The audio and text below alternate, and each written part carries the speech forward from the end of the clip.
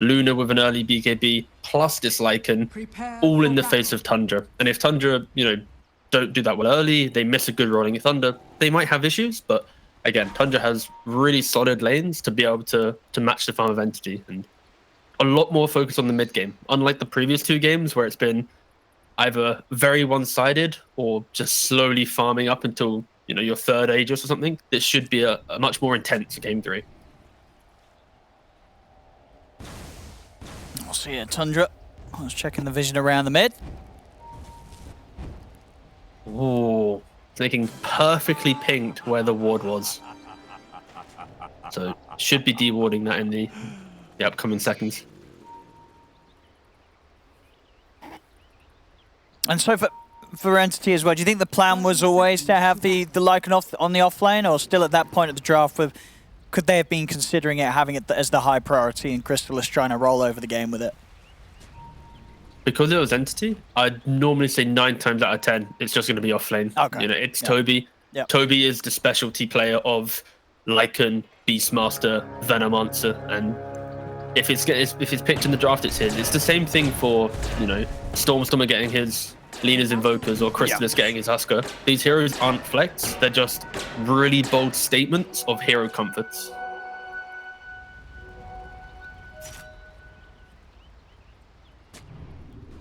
I think for me, the most interesting lane in this game is going to probably be this Batrider off lane.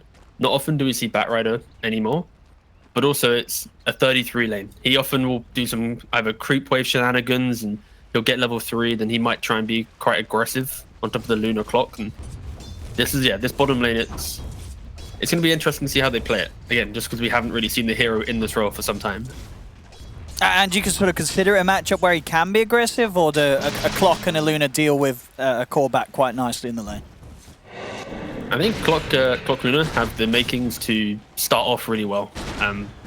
But if they misplay and get under-leveled, then maybe it can be difficult if basically if the Batrider's fireflying on the Luna already, and Clock's not in position, that's when it's a disaster, right? So it's all about positioning, but it isn't like the Bat's going to win every time, right? It really is actually pretty decent for Luna Clock.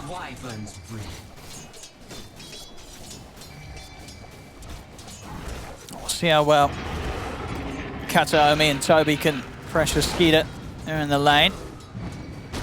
Looks like he's doing just fine at the moment. Having snaking by his side and a flat cannon to clear out anything that's summoned against him.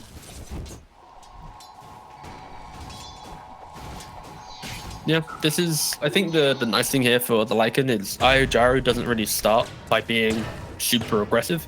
Maybe at higher levels it can be, but because Gyrocopters naturally go for flat cannon in this style of play, it's not going to push Lycan too far out lane. So this is just going to be most likely a trade of farm and who can be more efficient with the early gold that they buy.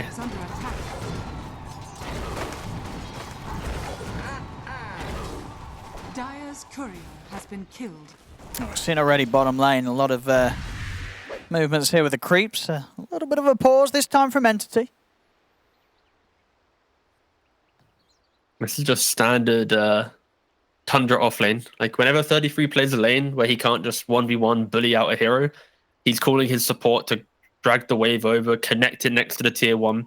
Because also don't forget that Dire off lane, the radius of the tower does allow you to kind of pull to a slight pocket to the side to hold it a little bit longer.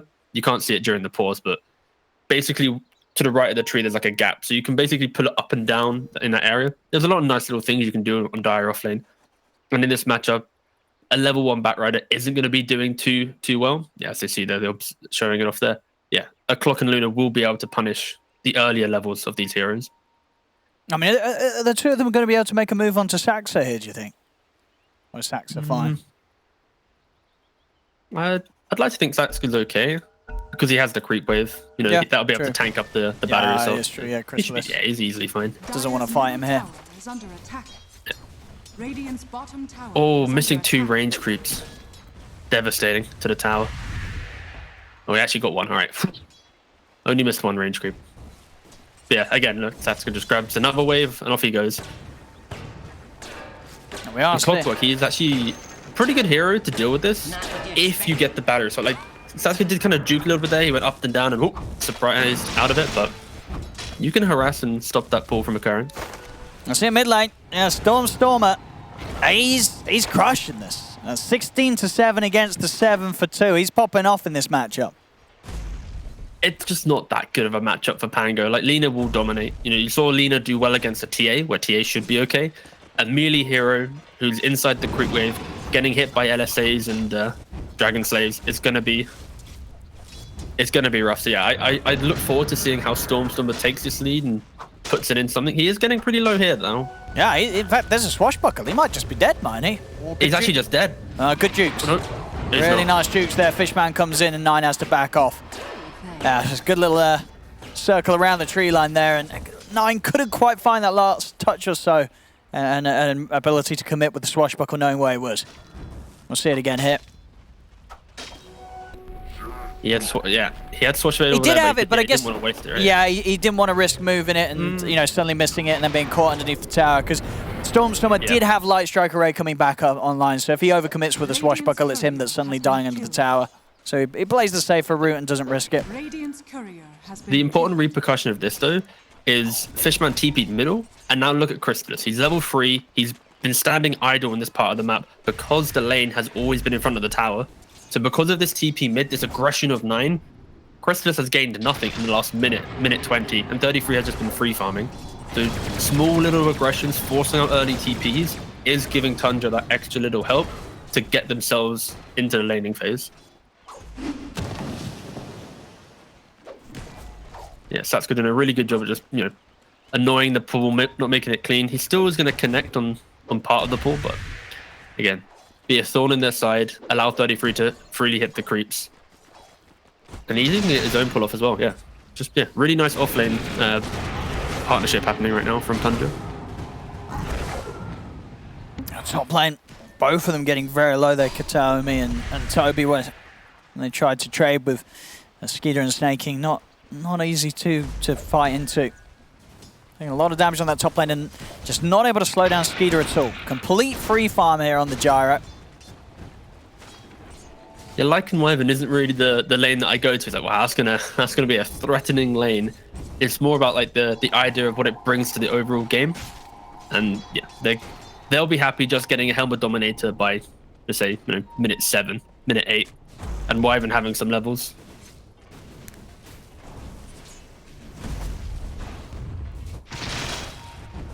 See in the mid, 9. Pretty much a full level behind Stormer with how well he's been able to use the Lina in this matchup. And top lane. Again, it's coming in easily for Skidder to clean up bottom. They're going to try and move towards Sax, but now with the levels on Sax and 33, especially with 33 hitting the level 5, he can definitely fight the two of them if they do try and get aggressive onto Saxa. So against some lanes, they have to be careful, and there we go. 33's able to get the job done. He's in under the tower. It cost him his life, but not before he got the kill, as he takes down Crystallis for that first blood. Yeah, getting the XP, getting the kill, first blood. So yeah, a big win if you're 33. Respawning 7 seconds, we'll just come back to lane, and now it's rinse repeat. I think if you're Crystallis, you may be even discussing, I might want to go jungle. Yeah. But he's not really jungle ready, right? Like, he doesn't have a Morbid Mask. He doesn't have any kind of way to innately do that. So he's going to farm up this like double wave coming into his tower. But potentially, they could just dive again. I mean, they're going to go straight for him. They're in with the Primal Spring slow. They won't continue the dive quite yet, but we're absolutely seeing how hungry Tundra are to make a move again onto the Luna. They would have dove if he had Firefly. It was actually on like 3-second cooldown. Yeah, they're going to bring some more TPs down here because they know 33 is going to make a move. Kataomi's in with the TP. The cogs are out. The Firefly is burning them as they'll lose Fishman and Crystallis here. Saxa and 33 stay alive. They trapped the two of them in the cogs, but there's just no damage. As Saxa and 33 will live, and Kataomi can't offer up anything to keep them safe. Top lane. Bit of a dive going in here onto Toby as Snake King's in with the body blocks. Skitter's able to run him down with the rocket barrages. The creeps are back up to tank up some of the damage from this rocket barrage, but it's not going to be enough to save him. As he still goes down, Fishman will TP over, but Snake King and Skidder look to walk away. Snake King does get caught in the cogs. See Fishman try and chase, but he can't finish off the kill, and now it's going to be Fishman that has to be careful. getting too close to Skeeter as he backs off. We're seeing Tundra getting these early kills now. 4-1 and already a 2K lead. It's starting to open up in their favor. Yeah, really rough chain of events there. It's the dive onto bottom, Crystallis returning to the lane, 33 then, and Satsuka then being able to get the kill. Storm TP's bottom, trying to get a cleanup kill, isn't able to connect. And of course, we see Lycan eventually go down. Fishman nearly dying as well. So right now, the map play of Entity, they're just getting dragged from left to right. They have no kind of foundation in which they're able to play around. And that is where we're seeing Tundra build up this slow and gradual lead. Obviously again top. Toby's in trouble. Level 4 against the level 6 of Skeeter. The cooldown's there. Snakey does get taken out though. Actually, Fishman comes in with the save, puts the cogs out, and he's able to turn it. So Toby's going to be able to walk away. And this time around, Entity get the kill. They won't lose anything. Yeah, the nice thing about Lycan into Gyro is early on, you can at least tank up the barrage with your wolves, with your dominator creep. It's a small thing, but yeah. And I know Fog mentioned it on the panel, the idea of Batrider and Wyvern. This is the main reason why Batrider is very strong against Wyvern at all portions of the game. You're able to Firefly, to basically cut through the trees and just locate him and kill him off very easily. I'll see up on the top lane. Fishman gets them in the cogs, but never really a safe place to be with these 4 points in the rocket barrage. Skeeter can take it down over towards the mid. Crystallis was trying to find some farm, but they're in on top, and they will even relocate Skeeter over as well, as they'll look to run down Luna, but he's back underneath the tower. They won't quite be able to finish off the chase. And now maybe Entity's a chance to turn things a little bit. Storm is stepping up. They're very, very low here. The relocate will take the two of them back out towards the top lane. Oh, that was playing on the edge there. Crystallis lucky to get out alive, really, with the amount of heroes that Tundra are throwing his way in the mid. Top lane. Fishman again him with the cogs to try and trap Skeeter, but he breaks himself free. He's fine.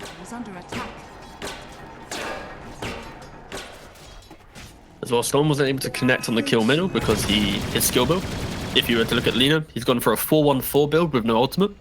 This is simply because he's just maximizing farm, right? Like, he doesn't need, in his eyes, he doesn't want to have to use 140 mana just on this ult when he can just be pushing out the jungle farming. He's not looking for the kills. I would maybe argue having the value point helps in case, but he's able to farm so quickly with this build. It's pretty cool. Amazing what you found laying around. Oh, Crystallis just trying to find some safe spots to be in. As Tundra will make the move through the jungle. Crystallis is going to stick over towards his triangle with the rest of his teammates. And Entity, they're actually going to look to get Crystallis involved. They'll smoke up and be ready to make a move up top. They want to look for a fight and try and take this tier 1 tower down. There's the setup. Fantastic curse here from Kataromi. Catches the two of them. Now be snaking gone. They surround Skeeter. He'll pop the cooldown, but he'll lose his life. A quick move from Entity that should result in maybe the tower as well here if they want to keep the push going. But 33 has turned up and he looks set to defend this. I think it's difficult for Entity to push this. The wave was at their own tier 1 when they got the kill, so they have to push out the tower, get to the tier 1. 33 is already set up. Pango has TP. This could just be, devastating for Entity if they commit. And they are actually committing. Well, they're going to see 33 to the side, but he's already in with the Fireflies, ready to try and run down Crystallis. Not back with the Flame Break into the lasso. They'll catch the Luna. Crystallis goes down. Kataromi dies to the flank cannon of Skeeter. As it was exactly as you said, a push that was it was a risk that they took, and it does not pay off. Just didn't quite come together in the fluidity they needed to capitalize on those earlier kills and turn it into a tower objective. And then they're instantly back onto mid. They're just non-stop just trying to be in the face of an Entity. You have to be so careful nowadays when you choose to push a tier 1 tower. The ability to react is, like, if you win that reaction and then use that momentum and throw it back into the tower, it can be pretty devastating on how you play the map. And, Tundra, specifically game 2 and 3, when you have an IO, when you have like Pangolier, these are probably two of the best heroes to defend these early objectives. You just offer up one hero to soak up the initiation, and then you relocate in one other, and then you kind of just roll up and run down the backline. So Tundra's lineup is built to defend all of these early towers. So Entity a lineup that wants to group up early, that wants to utilize Luna hitting a tower, like him with the ultimate. They have to be so careful with how they approach that one objective, because this lineup, if you fail on that first objective, it's so hard to get the momentum again to go for it a second or a third time. Like, as you see here, Entity are probably not going to even hit a tier 1 tower now for probably like 10 minutes of the game. They're just going to hit whatever they can, hope to get a BKB on Luna, sorry. And that's just because of like that one engagement top, the issue of laning phase. At top lane, Fishman tried to get the catch there on 9, but a well-timed shield crash gets him out the line of the hook shot. Mid lane, Stormstormer's going to attempt to push, but here's the TPs, and he'll back away completely. He has to keep himself right back. Saxa was ready to jump from the trees if he hung around near the tier 1.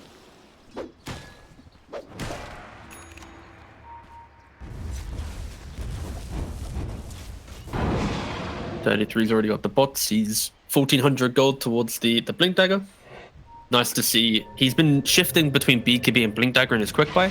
I think I prefer to see the Blink right now, just because they don't really need someone to tank up. You have the IO to help that early on. You just need to have that extra form of initiation to set up the relocate to ensure Pangolier gets that clean rolling Thunder. And ideally, you want to jump Wyvern every fight. If you're Tundra right now, you're probably telling 33, you please jump Wyvern. Pangolier will then deal with, let's say, the Luna, and just collapse as a team. So I like the adjustment from the BKB quick buy into the Blink Dagger. It will give themselves a really dominant, probably 16, 17 minute timing that they can just run over their opponent. And, ooh, there's a Diffusal Blade pick up on Pangolier as well. Pretty interesting. See top lane. Able to finish it this time with a bigger push. Mid lane, Tundra eyeing up the tier 1 there. We'll have TPs coming in from Entity. Kataomi will start to clear out the wave. This may be a hard one to defend for Entity. Oh, they get the hook shot. Fishman's going to try and make the move. He's actually able to split them here with the Cogs pushback, but already in on top of Stormstormer. 33's there with the lasso. The curse will get laid down, holding back the two of them. Gives the space for Stormstormer to get out to safety. 9 reaches in though, catches them with the swashbuckles. Shield crash over to the 2, slows down Fishman with a Diffusal Blade. They're trying to run down 9. Snaking is healing him up. 33 will knock back the chase of Entity with the Flame Break. They'll turn their attention over towards the bat instead, see if they can find 33s into the trees, looking for the TP out. They've got nothing to stop it. He makes it away. A nice little defense from Entity. They're kind of showing how they are able to disrupt the Gyrocopter. Clockwork hooking in. The value of being able to get in between the two and press cogs, you're then going to naturally push them both away, breaking the tether most likely. Ooh. Yeah, as you see here, like this is pretty nice little play here. Of course, you hook shot, don't cog straight away. Of course, just walk past, push him back, and now IO can't then tether back in because he'll get hit by the cogs, and it just opens up the fight a little bit. So just a nice demonstration of how Entity can deal with the lineup of Tundra, but it's all about having clean execution, having the vision, having the jump. I'll see her at the end. Pew. Very nicely done that, getting 9 out to safety, and 33 knowing that nice little place to hide in a TP will guarantee him getting his life out to safety. Looks like we've got a little bit of lag here. I think they got the same lag that Tundra had earlier this series. Yeah, I think Fishman lagged out as should talk to each other. Yeah. No, he went to his router. He bipped. That's true. Hey, there you go. Yeah, there we go. Yeah, that's what they were doing. They're fixing the internet. There we go. They fixed the internet. He's back. Fishman's ready to go.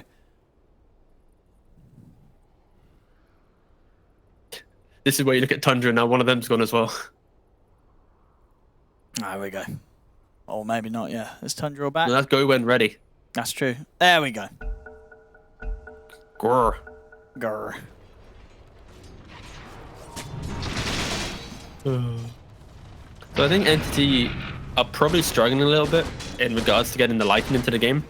A couple of his ultimates have basically been running around watching his team die as he kind of just examines the fight. And the mid Fishman, very, very dead there. Seeing how the Cold Embrace won't really save you much, especially when you're underneath the firepower of Skeeter's Gyrocopter. Radiant's top tower is under attack. There's the blink on 33. We've already seen him get some very good lassos. Now he's going to have an even easier time doing that. And the Pangolier is also going for the second item, Blink Dagger. And he's only like 600 gold away. So you're going to have Blink Pangolier, Blink Batrider. You've already got a mech on Snaking, pretty cheap item. BKB's 200 gold away. Tundra, like, I've just rattled off one big item for every single hero pretty much, other than, you know, Monkey King, whatever. He's rushing, he's doing a Yap, so he's rushing a Skadi. But the fact that Tundra, they're going to have 4 of their heroes, all with a big ticket item, entering like the 17, 18 minute mark, it just kind of emphasizes the point that they want to run an entity now. They should be, you know, into the jungle invading, putting on some pressure. C9, well, he's going to go for Stormer. He's in with the Rolling Thunder. They do have the curse, and it has called out Snaking, as Snaking will go down, as Stormer's out. And even without their eye, they're happy to fight. 33's in with the jump, gets him with the lasso, locks down Crystallis, as this will be Tundra cleaning up more. Toby, he's got to run. There's no fight for him to have here against the rest of Tundra. Tundra with the numbers advantage now. He'll TP out just in time from Kataomi. He'll get back to safety. But it seems like at the moment, Entity having a real struggle to fight into Tundra head on as a 5v5. Yeah, like Entity, if they want to take a fight, they need their supports to step it up a little bit here. They're underneath their own vision, but the way in which 9 is able to be super disruptive, he uses the Diffusal Blade on Storm here, allows him enough time to turn back around because Storm's slowed. And yeah, he's Fishman, he can't connect on a hookshot to prevent that roll. You know, Kataomi on the other side, we're not seeing the value of, of course he gets the IO kill, but like, it's a curse on an IO, but there's no follow-up to then punish the next hero on top of that, right? So it's just, unfortunately for Entity, a little bit, not disconnected, but their draft is just weaker in regards to the bigger team fights right now, just because of how strong Pangolier is and how strong heroes like Batrider and IO is at, you know, sustaining, keeping in just a nuisance in the fight. Entity have to choose the fight. Like, they've not chosen their own fight now for like 8 minutes. Like, they need to like smoke up, hook shot initiate, get a kill. Oh, Fishman's tried to like gone this, in. but not like this. Yeah, but he's caught the creep wave. He hasn't caught the hero. Relocate comes in. Fishman and Stormer, they'll both go down here. Double kill for Skeeter. I mean, yeah, they try and make these moves, but we're seeing as well, Snaking's always on top of it with the relocates. They're able to bring in the numbers and just outnumber any move that Entity attempt to make.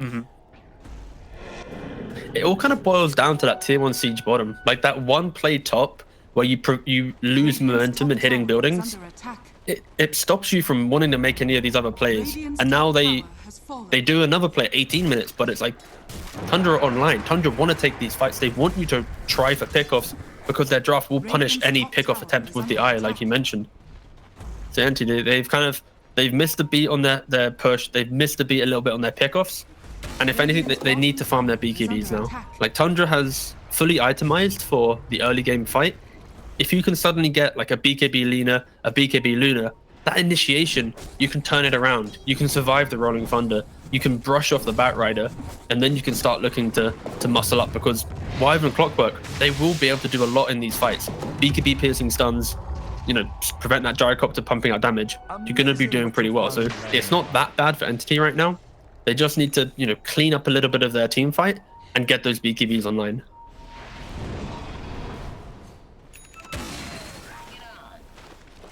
And already a 4-star as well on Batrider. Like, we literally just saw him buy a Blink Dagger. He's just printing money at this point.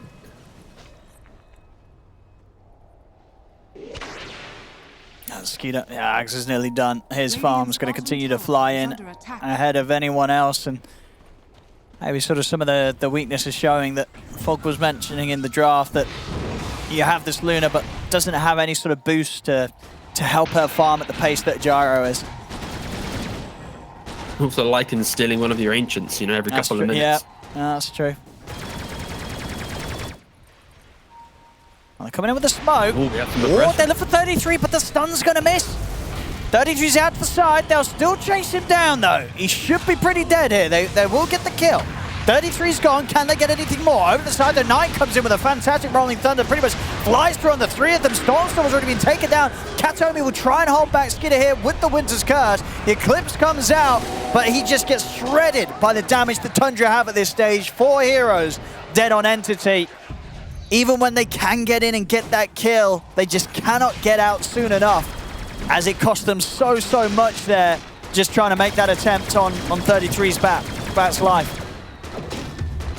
That's just like the beautiful demonstration of Dota, right? It's the fact that 33, he gets caught, doesn't get hit by the stun, but then because of the 4 stuff, disconnecting a little bit further, it draws everyone in. Like, look at the position of the Wyverns, Katayomi, the Clockwork, everyone. They're in like a conga line of like death, basically. And they all waddle in to kill the Bat. And because of that, Sats go behind, cuts them off. 9 gets on in and kills them. And it's all because of a missed LSA into 4-staff disconnect. Entity are completely out of position. So, yeah, it's one mistake, poof, basically team wipe. It's, yeah, it's so hard, but Dota is a punishing game. Oh, Storm, he tries to go for Saxa, but 33 is ready to help out. He's in with the lasso. Stormer is going to get slowly run down. See Snake him come over as well to boost 33 in this chase. The fire flies up. Stormer, is there any way that they can save him? There isn't. He's going to be left for dead underneath his tier 2. The Stormer's down again. Over in the mid, 9. He's playing around with Fishman and Crystalis. He's out with the Rolling Thunder. He'll kill off the Clockwork. And back over towards the base. Kataomi's barely surviving up on the high ground. Jump forward for 33. He's going to look to finish off the kill. The curse is there, but Kataomi still ticks out. As it's 3 dead on Entity. Toby and Crystalis, the last 2 left alive. As it really does feel like it's just starting to completely fall apart for them. 33 literally just ran through the tier 3s. I was like, wait, is Bat Rider on the Radiant? Oh no, he's Dire. Just waddled on in. But yeah, Tundra just showing what they can do with the lead. Entity, they need to, again, they can only fight on initiation. They don't have prolonged fight within their lineup. They don't have skirmishing abilities like Tundra does. And that's where you see Tundra pulling away with this lead, being able to poke and prod non-stop. They're not, they're not victim to, do you have Shapeshift up? Do you have Curse up? Etc, etc. Like Tundra, they're just, if the heroes have HP, they're gonna be, moving towards the Radiant Ancient. And 17,000 gold on Gyrocopter. Was that a Daedalus he was about to complete? That's wild. Yeah, he's got Daedalus, BKB, Ags. 23 minutes already. in. Yeah. That's pretty good going here by Skeeter. And he's in on top of Toby. See the stun come out. They're trying to hold back the Gyro. He commits with the BKB, does die the once. He's going to be back for a second round. I see Crystalis, BKB's out. He's got to run. The Light Strike Array comes out for Stormer, but 33's in on top of the Lina. Stormer's out, Crystalis as well. Fishman will buy back, but Kataomi gets jumped upon by 9. Toby tries to TP out, will actually be successful with that one. Cogs out to try and protect himself, Fishman. But Tundra, they're just diving in, happy to fight underneath the tier 3s. Ultra kill for 9. Oh, there's a chance for a rampage. Go on, smoke around, get to the bottom. Yeah, get back in, go for the rampage. Doesn't look like he's going to get it, unfortunately for him. No. But I think he'll be satisfied with the win here, at least what looks to be it. As game 2 looked pretty good for Tundra, and game 3 is just continuing to look like more of the same. Yeah, and this game is also Tundra stepping up their ability to get a lead and then close it out as well. This is them just punishing heroes even further, punishing Entity for the style of job that they presented in this 3rd game, and they're not, waiting to go high ground. They're not waiting, they're just in. Oh, try to go for Skeeter. Not enough, even with the burst of the Laguna. He's going to be more than fine and able to walk it off. Dire are scanning. How long for Roshan? 4 minutes, okay. We're still in the exploration of the first Aegis, okay. Just trying to think of a timing that Entity might be playing for here. And it's difficult because Storm, he went for this bot Shadow Blade without BKB. Traditionally on Linas, in the harder games, you just go bot straight BKB, try and offer yourself up as another option of tankiness to allow others in, but he went for a little bit more of a greedier build. So yeah. Again, it's difficult. We're kind of in the same part of the 2nd game where they're so far behind, they're waiting for Tundra to make that mistake. But I love this smoke. It's a cheeky smoke. You wrap on in, you have the wards. You now own the Radiant base.